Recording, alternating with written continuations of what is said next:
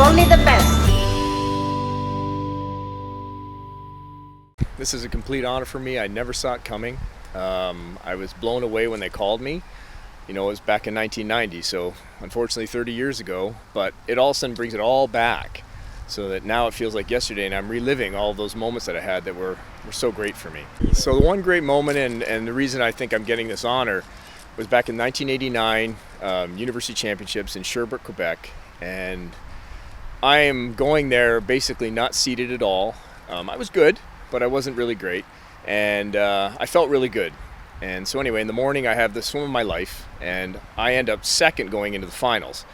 There just happened to be the world's best backstroker in the final who was seated first, who was Mark Tewksbury, who later won the Olympic gold in '92.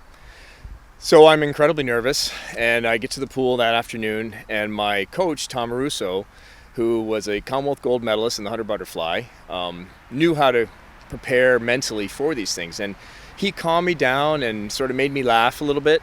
And I needed that because the moment was so big. And just to sort of put a little sort of perspective there, I was the only one there for Windsor. I was the only one representing our team. So in swimming, there's 8 lanes, and they announce each lane, and obviously each team cheers for that person. So they're going down the lanes, and so-and-so from so they cheer. So I'm in lane 5, and Tewksbury's in lane 4. So they get to Tewksbury, and everybody from Calgary goes nuts, plus everybody else in the whole place. And then they go to me. Crickets. Except for, and only Tom will know this, my coach does this high-pitched whistle, just sort of bump, bump, like that. And it was like a moment where you just tunnel vision.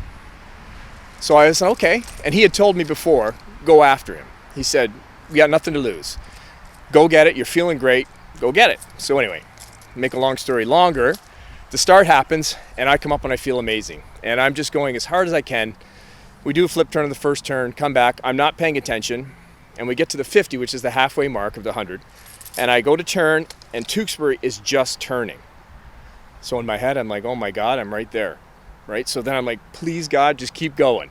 And so I try to keep my stroke together, and then I flip on the next one, and he's pulled a little bit ahead of me because he was always going to beat me. But it was all it was basically you're playing for second, but it was a huge thing for me.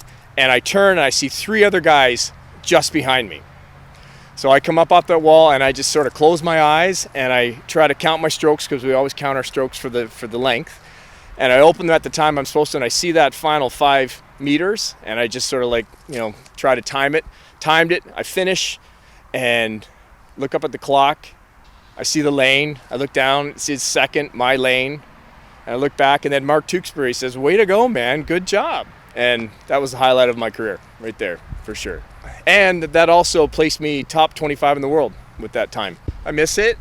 A lot of fun times. I mean, I say that one event, I was the only one that was there, but we had a lot of good guys and girls that were on the team. And I was obviously lucky enough to also coach the University of Windsor in 1992-93. Great bunch of people. Miss them all. It's amazing how time flies. But those people, they shape my life for sure, and they're great memories.